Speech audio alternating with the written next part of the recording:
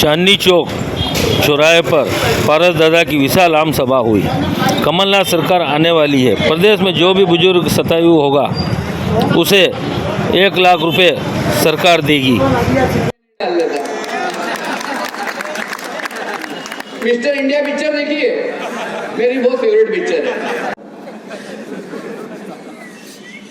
10 घंटे रोज घूम रहा हूँ, पाँव में छाले हो गए। महेंद्र भैया को बताया तो महेंद्र भैया ने कहा कि अभी 2-4 और हो गए। इनको भी बिल्कुल दया नहीं आ रही मेरे पे।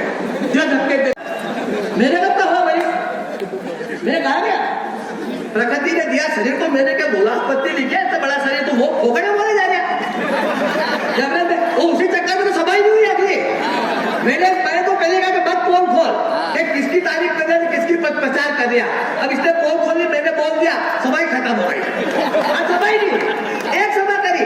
अरे तेरे में दम होता तो आता ना, मैदान में बताता। ये लो, ये तीसरा फोटो, ये आप पर्यटन को कैसे बना दिया रखना, कितने पर्यटक आ गए। देखो भैया आप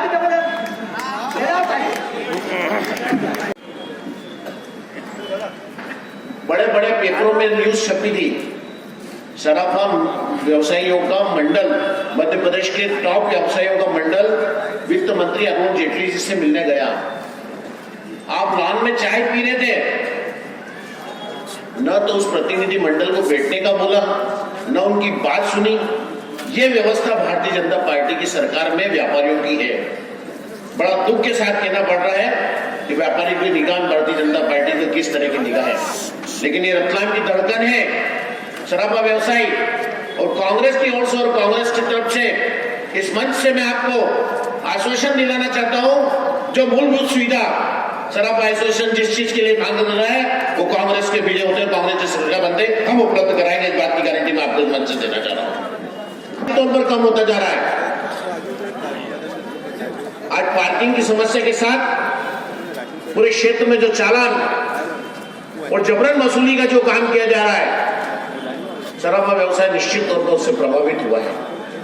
और शराबा व्यापारी नहीं, अन्य व्यापारी भी इससे लगातार प्रभावित हुए।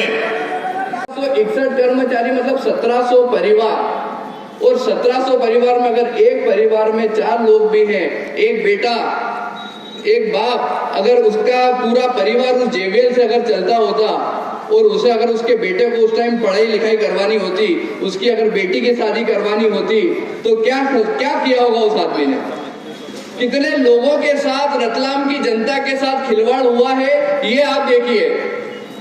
हमारा रतलाम पहले ही नया बन जाता, हमारा रतलाम पहले ही बड़ा बन जाता अगर जेवीएल, सज्जन मिल ये रतलाम के अंदर होती, क्योंकि विकास के लिए उद्योगों का होना बहुत जरूरी है। उद्योग रहेंगे, पैसा आएगा लोगों के पास में, वो पैसा मार्केट में जाएगा और वो रोटेशन में आता है, उससे कीमतें बढ़ती है, हर चीज की कीमत उससे बढ़ती है। कि हमारे रतलाम शहर के व्यापारी की प्राथमिकता होनी चाहिए, कुछ ये बात तो होनी चाहिए। अगर आप सरकारी जमीन पर अगर आप गोल्ड कॉम्प्लेक्स बना रहे हैं, वो जमीन अगर रतलाम शहर वालों की है, तो सबसे पहली प्राथमिकता रतलाम के व्यापारियों की होनी चाहिए, वो स्वर्णकार समाजों की होनी चाहिए, जिन्होंने खून पसीना एक करके रतलाम के सोने का नाम पूरे भारत में प्रसिद्ध किया है, उनकी प्राथमिकता होनी चाहिए। लेकिन जरा इस बात को सोचे कि वोट किसके लिए दे रहे हैं। रतलाम के भविष्य के लिए वोट है, नौजवानों के भविष्य के लिए वोट है, बच्चों की जिंदगी के लिए वोट है, बुजुर्ग माता पिता के लिए वोट है। एक बार वोट देने के पहले सोचे। तुलसीदास जी तक ने कहा है, तुलसीदास जी ने कहा है, आमद ही हर से नहीं देने नहीं स्नेह, तुलसी तहने जाइए कंचन बरसत में। जहाँ सोने की भी बरसात हो रही हो लेकिन आपका सम्मान नहीं हो रहा हो, तुलसीदास जी कहते वहां आपको नहीं जाना चाहिए। मेरा भी आप सभी से यही अनुरोध है, अपने सम्मान की रक्षा करें, अपने परिवार के सम्मान की रक्षा करें, और हम इसके लिए कटिबद्ध हैं। हम आपको वचन देते हैं कि कमलनाथ सरकार बनने के बाद हम आम आदमी की जिंदगी को खुशहाल करेंगे, रतलाम का विकास के लिए हम कदम उठाएंगे। और कमलनाथ जी ने आश्वासन दिया है कि जितनी भी योजनाएं बनी है और जितना पैसा रुका है, उन सारे पैसे को हम रतलाम में लाकर काम को शीघ्र पूरा कराएंगे। धोखाधड़ी करने का काम हम नहीं करेंगे। यहाँ के स्कूल को उन्नत कराएंगे, यहाँ की यूनिवर्सिटी को बनाएंगे, यहाँ की यूनिवर्सिटी को उन्नत कराएंगे। और बस मैं आप 1 मिनट की बात है सर, थोड़ा हम किसी पे भरोसा करें ही ना। विश्वास कीजिए उस ऐसे इंसान पर जो आपके साथ में आपके हितों की लड़ाई लड़ता है।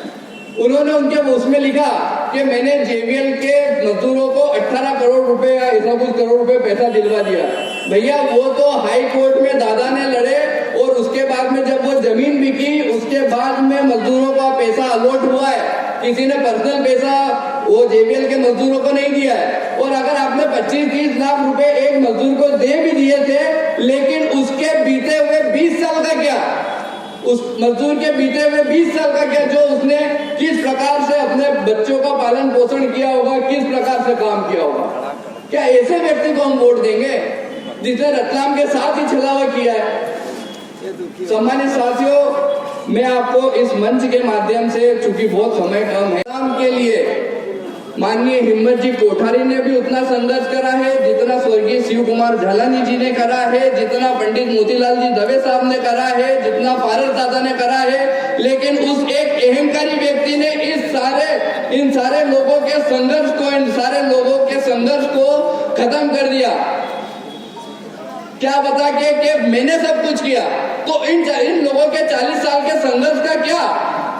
आपके, मैं जहां तक जानता हूं, नए बच्चों से मैं इतना कहना चाहता हूं कि आपके परिवार के कोई भी बड़े बुजुर्ग होंगे, 70% लोग और परिवार इन चारों नेताओं से रूबरू होंगे। इन चारों नेताओं ने कहीं ना कहीं किसी ना किसी प्रकार से आपके सुख में भी आपका साथ दिया होगा, आपके दुख में भी आपका साथ दिया होगा। तो अगर हमारे नेता के स्वाभिमान को उन्होंने ठेस पहुंचाई है, तो उस ठेस पहुंचाने का बदला अब हमको इस चुनाव में पारस दादा को जिता के उनको बदला लेना होगा। हमारे एक्सप्रेस वे के समीप होने के कारण रतलाम में मेगा इंडस्ट्रियल पार्क का निर्माण किया जा रहा है, जो औद्योगिक विकास को बढ़ावा देगा। मतलब हमारा जो रतलाम शहर है उसका भौगोलिक दृष्टिकोण ही इतना अच्छा है कि यहाँ पर बनना जरूरी था। इसमें भैया जी की कोई भूमिका नहीं रही है, किसी प्रकार की भूमिका नहीं रही है। अगर मैं आपसे एक बात कहना चाहता हूँ कि अगर महीन भैया मुझे बताएंगे कि महीन के काम पर यहाँ पे जमीन लगा ले, यहाँ पे जमीन है, यहाँ पर उद्योग लगाना है, तो मैं आप सभी के सामने बोलूंगा ना कि चलो वह महीन भैया ने मुझे बताया और इस कारण मैंने यहाँ पर उद्योग लगाया। तो भैया ऐसे मुख्यमंत्री जी और प्रधानमंत्री जी भी मंच से धन्यवाद कर देते थे भैया जी को कि वाह, भैया जी ने हमको बताया था तो हम यहाँ पे मेगा औद्योगिक पार्क लेके आ रहे हैं। नहीं तो हमको तो कुछ मतलब किसी बात का कोई अंदाजा ही नहीं था। मतलब अपने मुंह मियां मिट्टू है ये लोग। खाली घड़ी पहन के और अनिल कपूर और ये सब गायब हो जाता है। अच्छा वो फॉर्मूला मोगेम्बो के हाथ में नहीं लगा था, ये तो मोगेम्बो के हाथ में लगता तो देश खत्म कर देता वो। ऐसे ही एक फॉर्मूला जेवीएल का था, वो जेवीएल का फॉर्मूला किसी ने पीछे के दरवाजे से चुरा लिया और जैसे ही वो फॉर्मूला चुराया वैसे ही हमारी जेवीएल गायब हो गई। और वो जेवीएल का उद्योग कहाँ लगा है वो आप सब जानते हैं। हजारों लोगों को बेरोजगार कर दिया, हजारों लोग थे उसमें। अगर आपके परिवार में या आपके दोस्तों के परिवार में जो लोग रह रहे हैं उनसे पूछिएगा कि क्या बीती होगी, क्या खाने को मिला होगा, कैसे उन्होंने उनका जीवन बिताया होगा, ये सोचने की बात है। कांग्रेस में था, महेंद्र भैया था, नहीं था? सतीश भैया आप तो कई बार गए हो अपने दिग्विजय सिंह के साथ में उसके घर पे, क्या नहीं गए? फिर जब उसकी वो काय के लिए गया, वो व्यापार बचाने के लिए गया। और बड़ी कहानी आपको बताऊंगा मैं, जेवीएल की लड़ाई लड़ाऊं, इसके ऊपर कोर्ट केस लगा था फार्मूला चुराने का। राजेश, कोर्ट केस लगा था, कोर्ट केस लड़ा आ गया, हाई कोर्ट तक गया और हाई कोर्ट में इस कोर्ट को इसको सरकार ने खात्मा करवाया वो दिग्विजय सिंह साहब से खात्मा करवाया उसने इस कोर्ट केस का, जेवीएल घोटाले का फार्मूला चुराने का।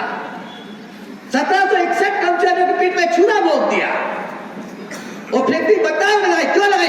मैंने एक सवाल में कहा था, रतलाम में लगाते तो कर्मचारी आग लगा देते। वहां लगाई तूने जाके फैक्ट्री बदलावर में, वाह तू फैक्ट्री वहां लगाया और झील वाला के यहाँ लगाया, तो झील वाला त्रिवेदी में लगे मैं क्या उल्लू हूं क्या? ये तो वहां लगाए ना, मेरे को यहाँ लगाए। आप खाए काकड़ी में मेरे को दे आकड़ी। मेरे माँ वाला कहेगा मेरे को दादा के भरोसे की बस पाड़ा दे जाते कई बार। ये लिखा ना भरोसा है तो भरोसे की बस पाड़े दे रही है आजकल। तो ये सारी बातें आपके सामने स्मार्ट सड़कें बनाई, साधु संतों को भी नहीं छोड़ा, 1 करोड़ रुपए अयोध्या यात्रा के लिए दिए। वाह रे वाह, पूरी किताब में पुराने फोटो, पूरी किताब में पुराने फोटो। नया फोटो कहाँ गया इसका? फोटो खींचता क्या नहीं खींचता है? फोटो तो खींचता। मैं महेंद्र भैया के पसंद एक शेर सुना दो पहले। अभी जिसके खून में लाल रंग होता है वह इस तरह जनता के साथ धोखा, घपलेबाजी और जनता का अपमान सहन नहीं कर सकता। मैं बात में करूंगा। पहले मैं आपको कमलनाथ जी साहब की, हमारी पार्टी की, इनका घोषणा पत्र भी आया, हमारा घोषणा पत्र भी आया। मैं हमारे घोषणा पत्र की कुछ प्रमुख बातें आपके सामने रख दूंगा, उसके बाद फिर आपकी बात पे आऊंगा। प्रमुख घोषणा आपको पता है, 1,500 रुपया महीना बच्चों के लिए, स्कूल की फीस 500 रुपए, 1,000 रुपए और 1,500 रुपए वार्षिक मासिक। अब कुछ विशेष 100 यूनिट भाप, 200 भाप, 500 रुपए में गैस की। और इस दिशा में कांग्रेस का सहयोग करने के लिए आपका जो भी कदम उठेगा, निश्चित तौर पर इस प्रदेश में महंगाई, बेरोजगारी और भ्रष्टाचार, इसको राहत देने के लिए कदम होगा आपका, इस बात की गारंटी है। भारतीय जनता पार्टी की कथनी और करनी में निश्चित तौर पर बहुत फर्क है। आप बात किस बात की करते हो, करते क्या है? लगातार घोषणाएं की जा रही है लेकिन उस पर इंप्लीमेंट कुछ भी नहीं हो रहा है। बड़े बड़े पोस्टर, मैं बात महिलाओं की करना चाहूंगा। हमारे शिवराज मामा ने बड़े बड़े पोस्टर अभी पूरे प्रदेश में लगवाए कि लाडली बहन को 3,000 तक मैं इसकी लिमिट करूंगा। अभी 1250 मैंने दिए हैं, अगले क्षेत्र में मैं 3,000 तक इसकी लिमिट पहुंचाने जा रहा हूं। बहुत करोड़ों रुपए के विज्ञापन पूरे प्रदेश में लगे, जगह जगह इस बात का प्रचार किया गया। पर बड़ा दुख का विषय है, भारतीय जनता पार्टी ने 2 दिन पहले जो संकल्प पत्र निकाला है उसमें इस बात की कतई घोषणा भी नहीं की गई है, इस बात का कहीं जिक्र भी नहीं किया गया कि आगे लाडली लक्ष्मी योजना चालू रखी जाएगी कि नहीं रखी जाएगी। परेशानियां हुई हैं, ना लोगों से मिलना, ना कुछ करना, ना सुख में जाना, ना दुख में जाना। उसके बाद बोलना कि हम डेवलपमेंट कर रहे हैं, हम रतलाम शहर के लिए डेवलपमेंट कर रहे हैं, तो ये तो झूठी ही बात है। गोल्ड कॉम्प्लेक्स के टाइम पे हमने बात करी थी। गोल्ड कॉम्प्लेक्स में जब उन्होंने इतनी सैकड़ों दुकानें वहां पे तोड़ दी, लोगों के मकान तोड़ दिए, तो मेरा तो ये सवाल था उस समय के गोल्ड कॉम्प्लेक्स क्या कल के कल ही बन रहा है? लोगों का रोजगार छीन लिया उनने। क्या कल का कल गोल्ड कॉम्प्लेक्स बन रहा था? भैया 3 साल लगते, 4 साल लगते, 5 साल लगते। जो लोग वहां पर व्यापार व्यवसाय कर रहे थे वो लोग नगर निगम को टैक्स दे रहे थे, तो उनकी दुकान तोड़ने की आवश्यकता क्या थी? जब आपका प्रशासन रातों रात अगर उनकी दुकान तोड़ सकता है, दुकान हटा सकता है, तो 3-4 साल पहले उन लोगों को बेरोजगार करने का मतलब क्या था? आए भैया जी आपके पास में, भैया जी के पास में गए तो भैया जी मिले उनसे। अरे ऐसा जनप्रतिनिधि किस काम का जो जनता से ही नहीं मिले? ये आप सोचिए उस चीज को। कमीशन की बात हम कह रहे हैं, विकास की सौगात, और ये कह रहे हैं कमीशन की बात। अब आपको निर्णय करना है कि सरकार किसकी बदलनी है। कमलनाथ जी का वादा है माफिया मुक्त प्रदेश, और इनके राज्य में बना है माफिया युक्त प्रदेश। निर्णय आपको करना है सरकार किसके हाथ में देना है। एक तरफ कमलनाथ जी की सरकार है जो गौशाला के लिए लगातार काम कर रही है, नई गौशाला बनाने के लिए जा रही है, तो गौशाला का पुण्य एक तरफ है, तो गाय को भूखा मारना और अनुदान कम करने वाली सरकार दूसरी तरफ। यह निर्णय आपको करना है सरकार की बात किसको देनी है। एक तरफ कमलनाथ जी की सरकार है जिसने 13 महीने के 15 महीने के शासनकाल में 100 यूनिट माफ करी, गरीबों को राहत पहुंचाई। दूसरी तरफ आप शिवराज सिंह जी की सरकार है, बिलों ने अच्छे अच्छे घरों का बजट बिगाड़ दिया है। तो सम्मानित साथियों, मैं अधिक कुछ न कहते हुए आप लोगों से अनुरोध करना चाहूंगा कि 17 तारीख का दिन बहुत ही महत्वपूर्ण दिन है। यह आम सभा इस चुनावी दौर की आखिरी आम सभा है। इसके माध्यम से मैं आप लोगों से अपील करता हूं कि अपने मताधिकार को सोच समझ कर निर्णय करें। रतलाम से हमारे जागरूक, हमारे साथी और आपके दुख सुख में हमेशा साथ रहने वाले आदरणीय पारस दादा आपके साथ में रहेंगे और शायद सुरक्षा उपलब्ध है जिनको अपना दुख दर्द आप कभी भी बता सकते हैं। ऐसे हमारे पारस दादा भी यहाँ रहेंगे। आप विधायक जी को जाकर अभी जो घटना विधायक जी उनको जाकर नहीं बता सकते हैं। तो मेरा निवेदन है, आदमी को वोट ऐसा देना है जो हमारे घर परिवार में रहे, हमारे दुख सुख में साथी रहे, हर मौके पर खड़ा रहे। और प्रदेश में कांग्रेस में कमलनाथ जी की सरकार बनने जा रही है। अच्छे बहुमत से आज ये सर्वे आया है 130 से 35 सीटें कांग्रेस ला रही है। तो सम्मानित साथियों, रतलाम शहर का योगदान होना चाहिए। रतलाम से विधायक बन के हमको भेजना है। रतलाम का विकास 4 गुना से हो, ये आप और हमको यहाँ पे संकल्प करना है। तो आज इस बात का संकल्प है, कांग्रेस को पूरी ताकत से जीता है। जय हिंद, जय भारत। इस बात को कहना चाहते हैं कि अगर एक आपने गोल्ड कॉम्प्लेक्स किसी निजी व्यक्ति के हाथ में जमीन दे दी है, वो जमीन कितने की है, ये यहाँ पर सभी चूंकि प्रॉपर्टी का व्यवसाय करते होंगे तो हम सभी को मालूम होना चाहिए कि वो 10 बीघा 12 बीघा जमीन कितने की है। लेकिन उन्होंने 130 करोड़ रुपए में वो जमीन उस व्यापारी को बेच दी। सम्मानित साथियों, कम से कम व्यापारियों को इतना तो बताना चाहिए कि यहाँ पर हमारा जो रतलाम का व्यापारी अगर वहां पर दुकान लेगा तो उसकी एक न्यूनतम दर और उसकी एक अधिकतम दर तय होनी चाहिए थी। अब उस आदमी की इच्छा हुई कि मैं यहाँ की जो दुकान है वो 3 करोड़ रुपए में बेचूंगा, तो फिर कौन कैसे खरीदेगा? क्या इस मसले पे कभी भी किसी प्रकार की आपसे बातचीत करी गई है? क्या व्यापारियों को विश्वास में लिया गया है? कभी नहीं लिया गया है, क्योंकि वहां पर हम नहीं चलते हैं, वहां पर भैया जी अकेले मैं खुद चलते हैं। ये मैं का जो दम है, ये अहंकार का जो दम है कि जो मैं कर रहा हूं, जो मैं सोच रहा हूं वही सही है, तो मैं उनको बताना चाहता हूं कि अगर मैं वाली बात है, अहंकार वाली बात है, तो अहंकार तो रावण का भी नहीं चला है, फिर आप क्या चीज है? सम्मानित साथी, हर बार में एक नया प्रोजेक्ट बताते हैं, लेकिन आज तक कुछ भी नहीं हुआ। 16 संकल्प थे 2023 के अंदर। सबसे बढ़िया संकल्प इसमें यह था कि मावा, फल, फूल इत्यादि हेतु कोल्ड स्टोरेज का, सरकारी कोल्ड स्टोरेज का निर्माण करवाना और उत्पादन को शीघ्र महानगरों तक पहुंचाने के लिए एसी मालगाड़ी, एसी ट्रेन रहती है ना, तो एसी मालगाड़ी को प्रारंभ करवाना। मेगा इंडस्ट्रियल पार्क पहले पंपलेट लगाए फिर हटा दिए। 1,72,000 को रोजगार मेगा इंडस्ट्रियल पार्क में, नमकीन क्लस्टर में 5,000 को रोजगार, अल्कोहल प्लांट में 5,000 को रोजगार और मेगा टेक्सटाइल पार्क में 20,000 को रोजगार। अब इतनी जनसंख्या कहाँ से लाओगे? इतनी जनसंख्या कहाँ से? क्या झूठ की है। मेगा टेक्सटाइल पार्क, आपको पता है इंडस्ट्रियल पार्क में क्या है? 1796.46 करोड़ का प्रोजेक्ट है और सरकार ने कितने करोड़ अभी दिए उसके लिए? 18 करोड़, 1%। अब 18 करोड़ में सड़क भी नहीं बनती, वहां की काम भी शुरू नहीं हुआ। सिर्फ नकली घोषणा करना, नकली बातें लिखना और जनता को मूर्ख बनाना। कैसा जनता की, रतलाम की जनता का छल करना? आपने क्या विकास किया? एक तो बता दो धरातल पर कि आपने क्या विकास किया। 2018 में आपने कहा, देखो ये मैं स्मार्ट क्लास बनाई और उस पर मैंने 50 लाख खर्च किया। 2023 में लिख रहे तो वही 6 साल की स्कूल है, 7वां नहीं हुआ। 6 साल के स्कूल में 1,90,00,000 खर्च किया। झूठ बोले कौवा काटे, काले कब्बे से डरियो। और वही फोटो भी वही, 2018 की किताब में भी वही फोटो। अभी कहाँ ढूंढूं मैं भी, चेतन जी बहुत तकलीफ दे रहे हो यार। ये 2018 और 2023 की किताब,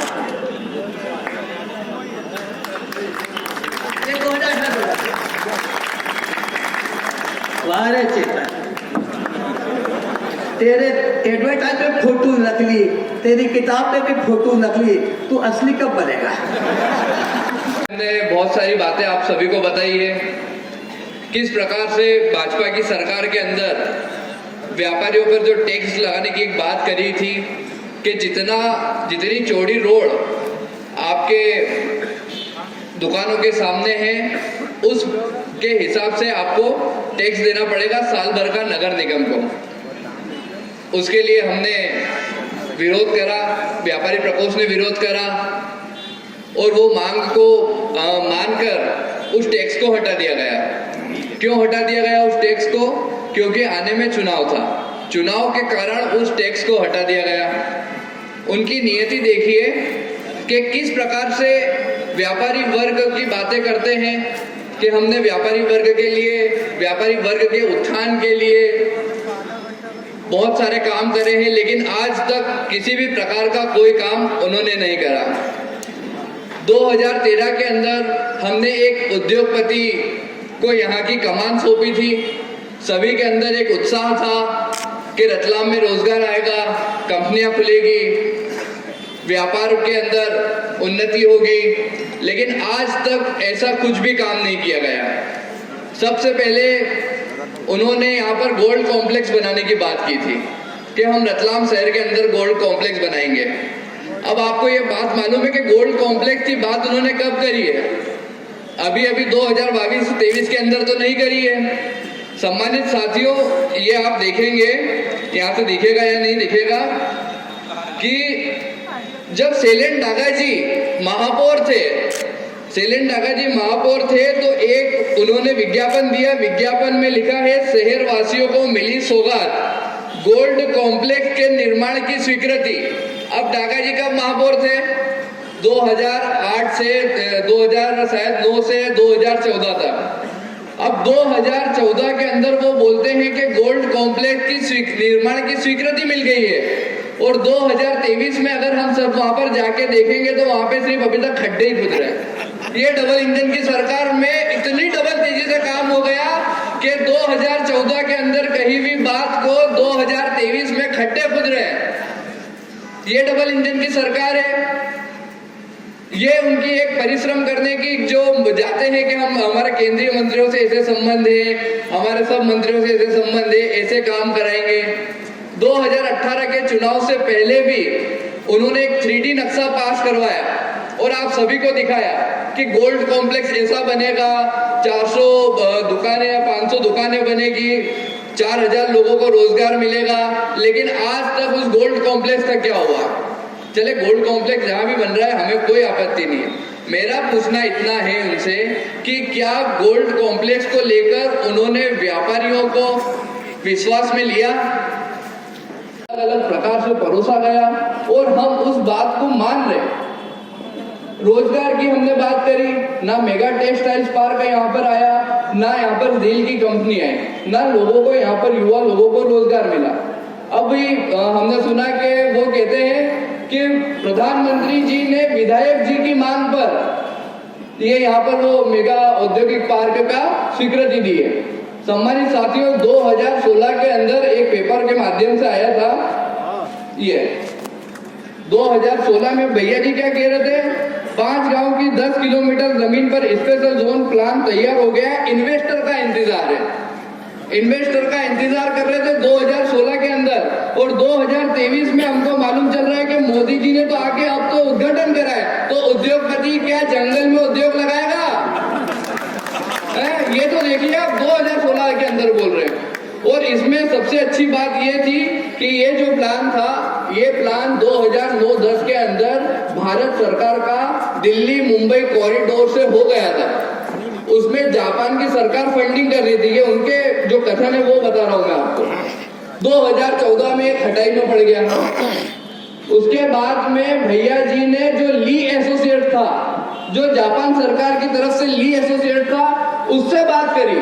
जापान की सरकार से भैया जी ने बात करी।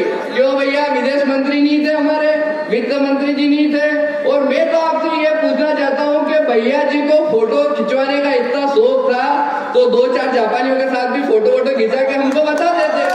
जापानी नहीं होते, अरे जापानी नहीं होते तो कोई बात नहीं, नेपाल के साथ वालों को ही करवा देते। हमको क्या पता चल रहा है कि वो जापानी थे कि नेपाल के थे। मतलब हमेशा झूठ बोला है।